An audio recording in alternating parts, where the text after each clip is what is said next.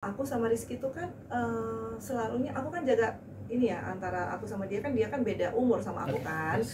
Jadi aku lebih kepada karena kita FTV kan ada selalu kan 1 bulan berapa kali gitu-gitu kan, ganti-ganti judul. Jadi dia lagi. Jadi pada saat dia kecelakaan di Sate Ayam Bumbu Cinta kan tangannya hampir patah. Disitulah aku sebagai ibu juga menghibur dia, Rizky kamu harus kuat.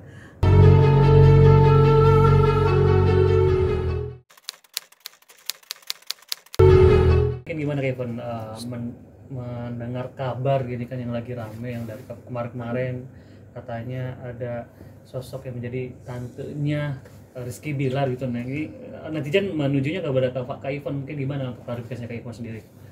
Iya makanya saya kan melihat sampai sekarang ini banyak sekali apa ya, tuduhan tanda kutip ya, tapi mereka benar-benar yakin dan percaya kalau aku tuh yang jadi tantenya Rizky Bilar yang sekarang apa sih namanya yang dicari gitu loh, tante girang nggak apalah, pokoknya yang punya anak sama Rizky kan itu nggak mungkin kan. Jadi semuanya jadi bertanya-tanya termasuk keluarga dan teman-teman ya, tapi saya tenang-tenang aja sih. Kenapa? Karena saya anggap itu apa ya, kan nggak benar kan, jadi saya nggak terlalu bawa ke apa ya, ke emosi dan segala macam. Jadi saya belum ambil tindakan apa-apa juga biasa aja gitu kan.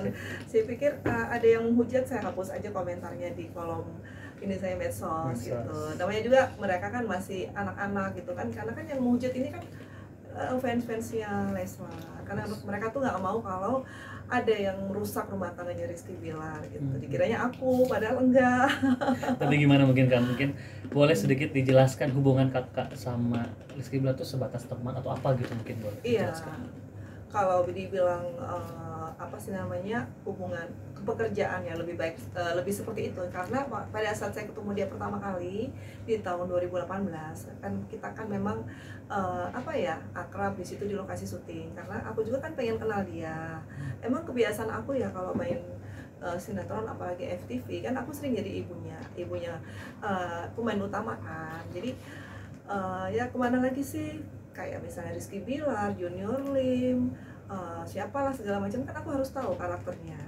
Nah, kenapa sampai ada istimewa aku sama Rizky Bilar? Karena memang anak ini beda sendiri karakternya dibandingkan pemain-pemain FTV yang lain saat itu tahun 2018. Jadi ada memori-memorinya juga di lokasi syuting tuh, ada bercanda-bercandanya. Terus adalah Rizky sempat minta tolong juga sama aku, Mbak Ivan tinggal di mana? Aku ya mas, yang namanya aku mau deketin apa ya, anak aku misalnya, aku nggak mau terlalu dekat, jadi biarlah mereka yang dekat sama aku pengen lihat nih, aku ngetes dulu, ternyata memang dia humble dan memang dia menghargai yang lebih tua. Oke, tapi mengenai kan semenjak ada kejadian gitu Kak Ivon, mungkin sekarang kan netizen akhirnya menjudge kalau sosok Rizky Bilar itu temperamental segala macam.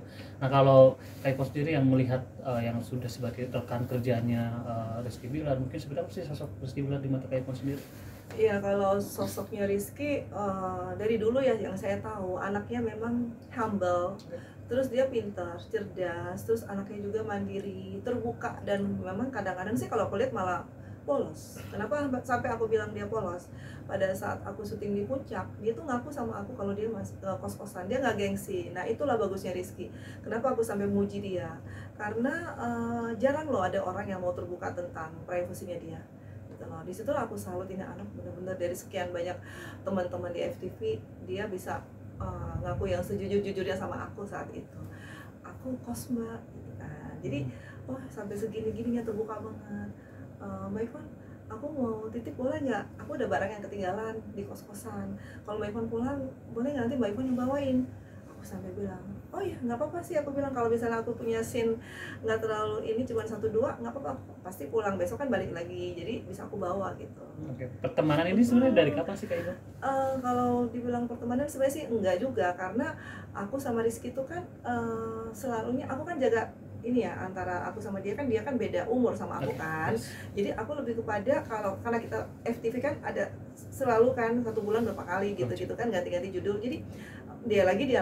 Jadi pada saat dia kecelakaan di Sate Ayam Bumbu Cinta kan tangannya hampir patah. Disitulah aku sebagai ibu juga menghibur dia, Rizky kamu harus kuat, kamu harus syuting, ini bahaya kalau kamu nggak ada. Sementara hari pertama hari kedua kita udah jalan, masa hari ketiga nggak ada hanya gara-gara Tapi bukan hanya gara-gara emang berat, waktu itu kan dibawa ke rumah sakit kan, operasi kan tangannya, dia naik motor terus kecelakaan. Nah disitulah kita ini ada chemistry lah, dekat lah, sesama pemain, kerjasama yang baik lah. Nah setelah akhirnya banyak diduga gitu sama netizen, dituduh juga sebagai tantenya Rizky Bilar, gimana kalau Kak Ivon sendiri, mungkin dari pihak keluarga Kak Ivon atau baik Kak Ivonnya sendiri pun perasaannya gimana sih sebenarnya Kak? Iya, jadi tante saya ya kebetulan kan memang perwakilan keluarga ya, Tante Teti Gadi, penyanyi legendaris Indonesia. Itu kagetnya luar biasa karena nggak nyangka kan, masa sih Ivon kamu jadi tante Girang gitu, tolong jaga nama baik keluarga gitu kan, pesannya tante saya di WA ini kan Mas. Cuman maksud saya tante ini kan yang nuduh kan bukan ini ya, jadi langsung dari netizen ya, karena kan penggemarnya Leslar itu kan percaya dengan ada omongan seorang yang di TikTok bahwa Rizky itu pernah dipelihara oleh tante-tante yang tinggal di Kalibata City dan dia punya anak. Dan di Kalibata City kan skopnya kecil kan, lingkungannya kecil, dan saya tinggal di situ sudah 10 tahun, saya ada studio di sana kan, jadi pasti mengarah ke saya, itu udah pasti karena mereka ngeliat kan di TikTok di mana foto-foto saya sama Rizky sejak dari dulu kan, sejak tahun 2018, 2019, 2020. Terakhir tuh saya sama dia tuh di Cinta Nikita karena kita casting bareng, dan memang aku ada pekerjaan juga, project untuk dia jadi model video klipnya penyanyi aku waktu itu. Nah, jadi ya gitulah. Setelah kejadian ini mungkin sudah ada kontakan mungkin dengan Rizky Bilar? Belum, nanti aku akan kontak dia kalau ada project yang memang kita akan mau buat. Jadi aku biarin dulu Rizky, karena kan aku lihat Instagramnya udah nggak tahu kalau sekarang, yang aku lihat terakhir sih masih nggak ada gitu di ini sama dia, di deaktif kan.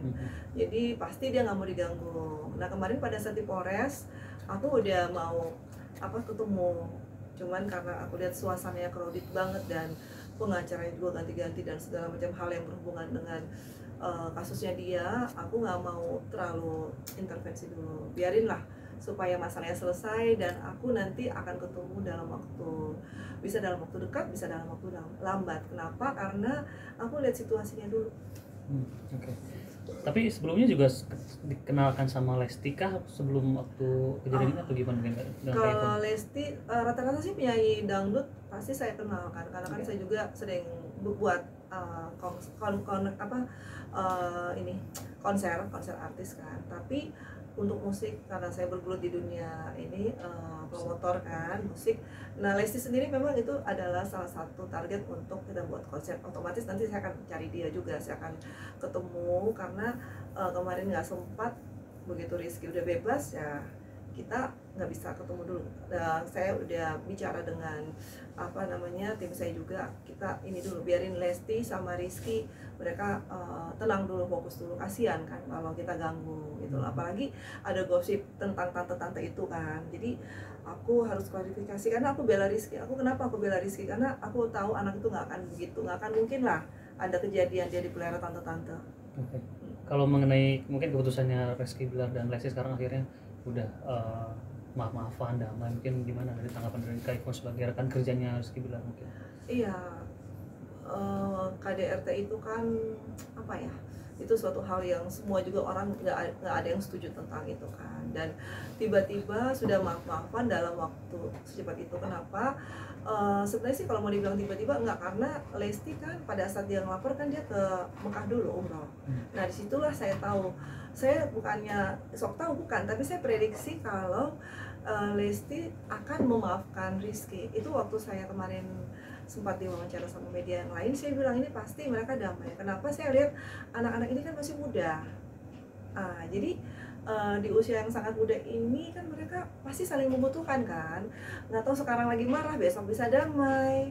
Tapi yang saya sesali kenapa sampai ya terjadi seperti itu, dan sampai maksudnya mungkin Lesti melapor itu mungkin supaya nih ya, kalau menurut saya ada efek jerah buat Rizky gitu, karena kan biar bagaimana kan ada anak kan, jangan sampai dia berbuat lagi, karena itu kan hukumannya 5 tahun gitu. Jadi setelah dia berdamai dalam waktu dekat, hanya berapa hari kan setelah dia pulang dari umroh, dia langsung cabut laporan, ya saya sih lihatnya ya senang sih. Artinya sebagai ibu, sebagai orang yang dekat sama dia dulu, saya rasa itu keputusan yang bijak buat Lesti, dan pasti Rizky juga pasti bahagia kan setelah dicabut laporan. Oke.